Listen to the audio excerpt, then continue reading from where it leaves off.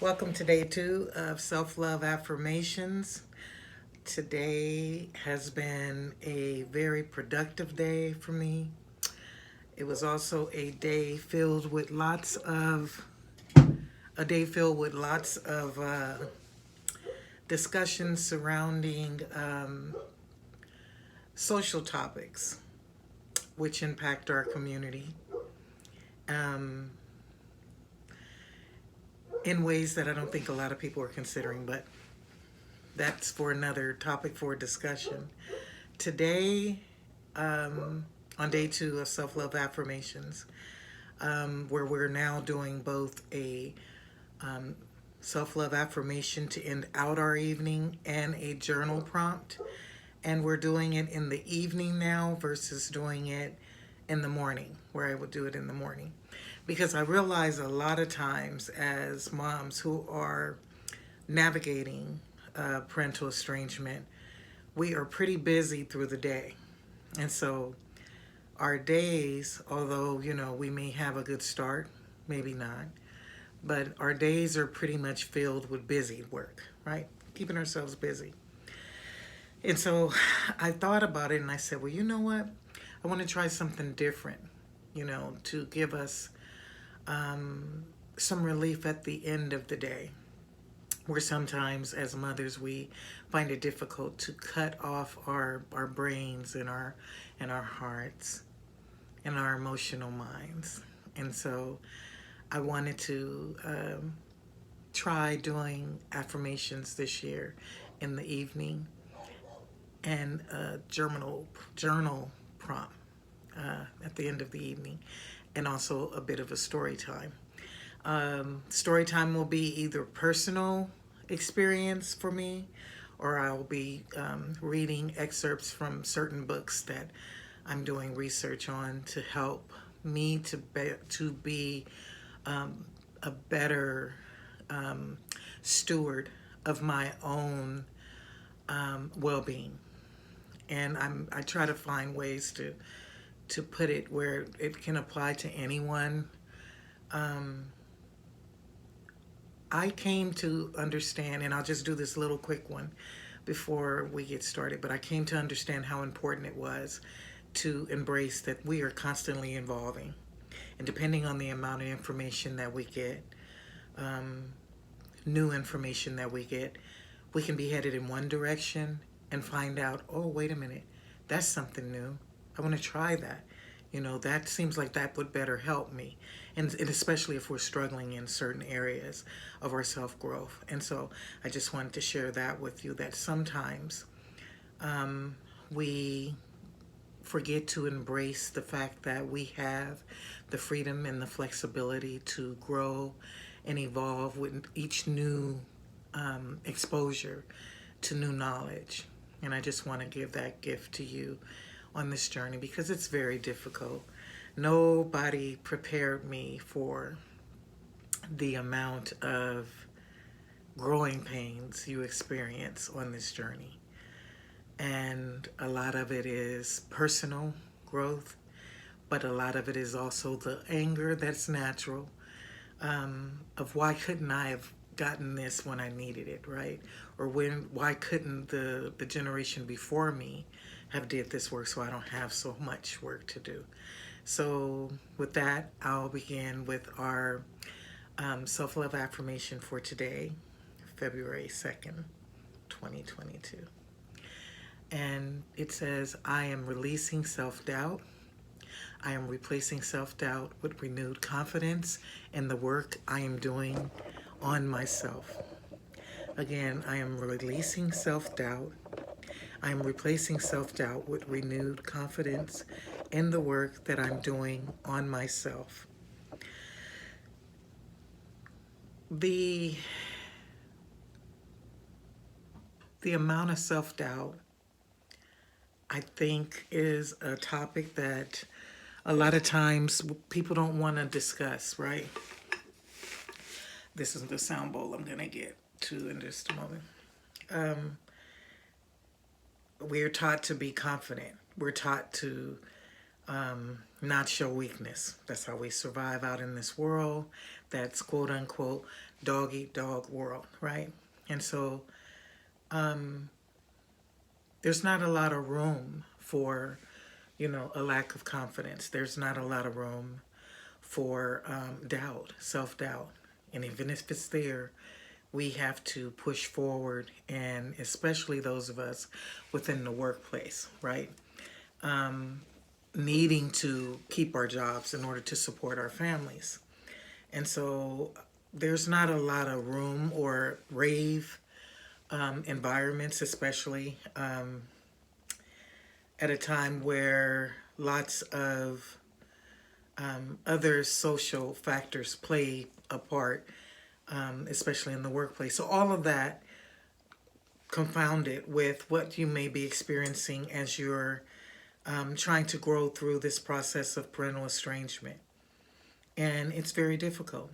I understand that fully. I was a parent that was going through a whole lot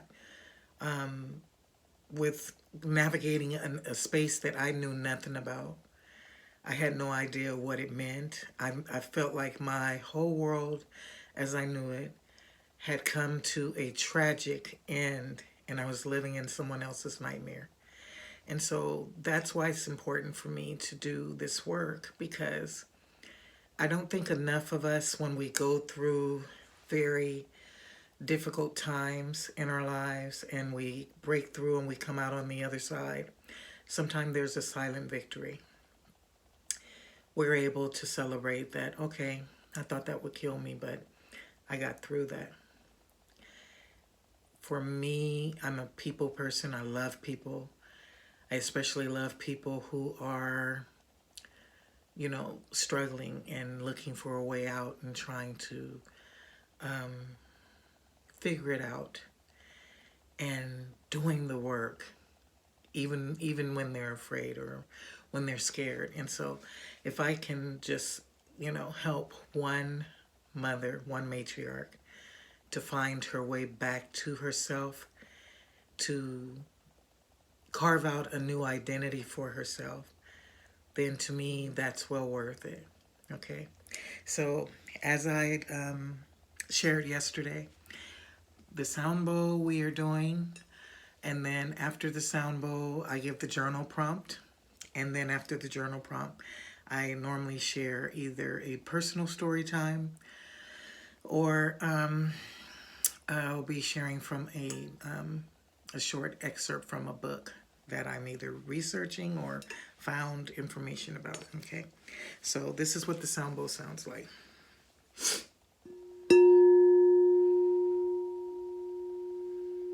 Okay, all right.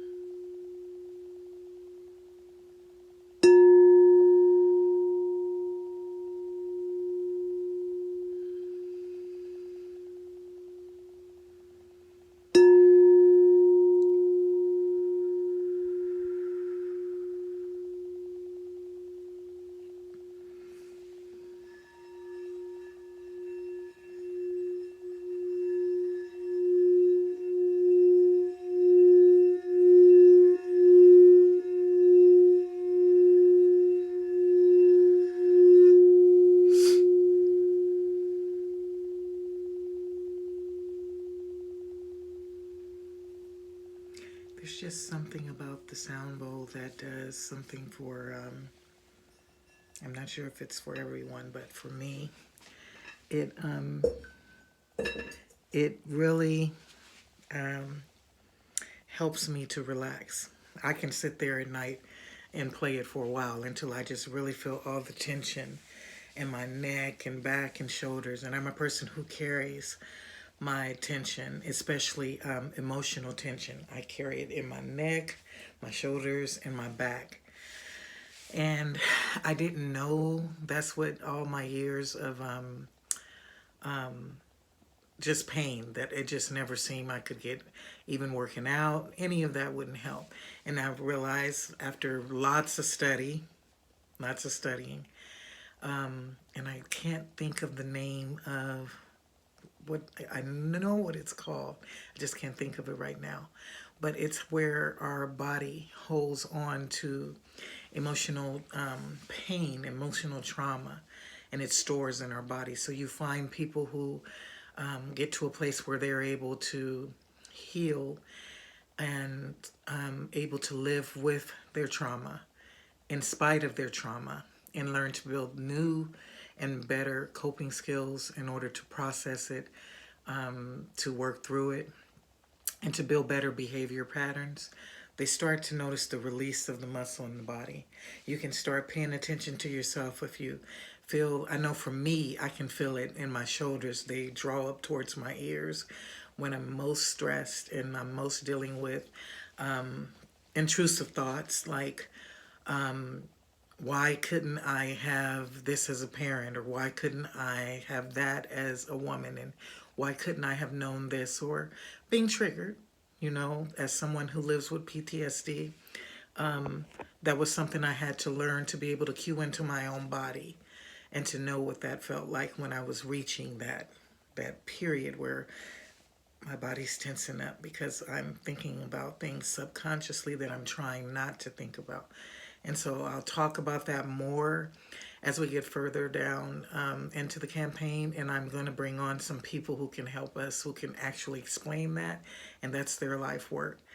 That's not my specialty. My specialty is life experience. And so that's what I bring and I share with you. But I want to talk about the journal prompt for tonight. And our journal prompt is to picture yourself as the woman you're working to become. Describe a typical day living as her. Would you dress differently? Would you travel to someplace different? I was in a room earlier tonight because I've been writing a book for the last probably 6 years. And I have a few chapters, I think about 4 chapters maybe. And I put it down and didn't come back to it. I would put it down and think about, I'll come back to it. And one of the things that was talked about was self-doubt and how people believe that, no one's going to want to read it. No one's going to want to hear what I have to say. And working through that and writing anyway and letting people make the decision, right? And so I thought about that tonight. But what I most thought about was how I adapted a lot of things in my belief system and from childhood trauma into who I was as a mother.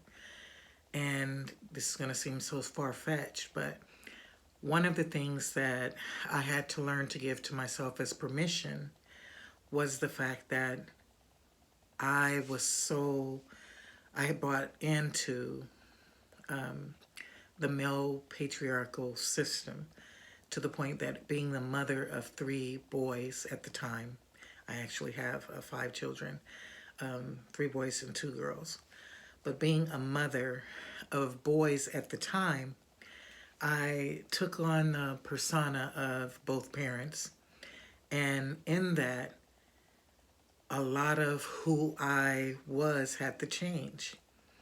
And I didn't realize how much of that identity, remained with me even after my sons had become grown and moved out on their own and began their own families. And so tonight I wore this shirt tonight because I wanted to talk about that and how the influence of buying into the patriarchal belief system and toxic masculinity, and where I believe during those periods that I couldn't wear things that I felt happy or sexy or a woman, right? And I thought about how that communicated to my sons. What did that communicate to them? In my mind at the time, I thought it was being modest, right? I was setting a good example for the type of wife they would want to marry later. And I can laugh about it now, but when I think about how toxic and how narrow-minded that was, growing up in a very strict Christian family, and how those belief systems traveled over into my parenting, and how it not intercepted, but interfered with my image of myself as a woman. And how even after my boys had moved out, I became so self-conscious, as while raising them, that I didn't want, anything to appear too sexy, right? God forbid. And so I started going back and looking through my pictures. And in my pictures, I saw a woman who was fully covered up, just, androgynous mostly, you know. And I started questioning that. And I'm not, I was, in the beginning of this journey, I was embarrassed to say that that happened well into my late 40s, before I really realized, okay, the times I've dressed sexy for my husband and we've gone out to eat, and, I've taken pictures and I never posted them. I never shared them with the kids, never had any evidence of me being, expressing my femininity, and how that had translated into, not just how my sons believed, but also in how my daughters believed, and how the lesson that I got in expressing my femininity actually came from my youngest daughter. And it was one of the things where she said to me, "You have a right to dress how you want to."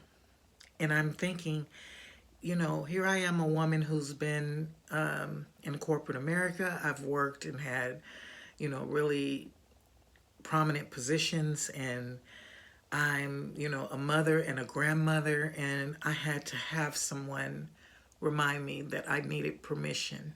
I had been needing, rather, permission to express myself. And so I started asking myself, what is it that me as a woman, what is the woman I desire to be? What does she look like? How does she dress? What is she like? Where would she vacation? And it was the reality that came to me. My husband and I had a vacation planned, and I had bought all these outfits, and I hadn't worn a two-piece since my second oldest had been born. And so there were some things there with body image, of course, because we have fat phobia. But most of all, I thought back to the times where that wasn't an issue for me and what was stopping me. And so I thought about that, and I said, that's something I want to share with other women, because I'm sure I'm not the only one that felt that way, or that may have lived their life that way, lived for their children. And so when I say that that journal prompt is for us, it was for me too, because it's a constant reminder to myself to live as the woman I desire to be. Live as the woman that when I look her in the face, and she's staring back at me through the mirror or through the camera when I'm taking a picture of myself, that I want to feel like I know who she is. I want to feel a connection to her. And I don't want it to be because it's socially acceptable or it's accepted by my friends or my family. I want it to be acceptable to me. And so I'm hoping that something that I share with you tonight, in this moment of my own personal experience and story time, has blessed you in some way. And I hope you'll come back and join tomorrow for day 3 of 28 days of self-love affirmation. So I try to keep these things down to 20, no more than 25 minutes, and we're coming up on that. So thank you so much for dropping in, and I'll see you tomorrow night. Bye for now.